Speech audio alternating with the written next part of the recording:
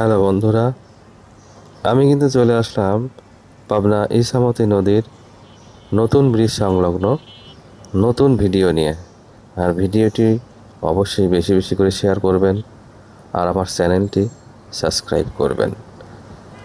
চ্যানেলটি সাবস্ক্রাইব করে আমার সঙ্গে থাকবেন এবং সুন্দর সুন্দর ভিডিও এবং বাংলাদেশের বিভিন্ন মূল্যবান জিনিসগুলো তুলে ধরব ভিডিওর মাধ্যমে।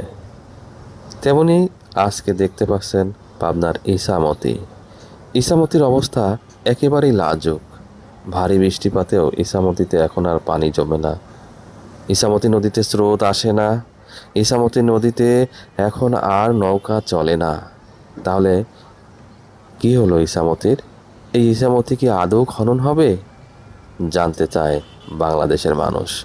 সবাই ভালো থাকবেন। সে পর্যন্ত আল্লাহ হাফেজ।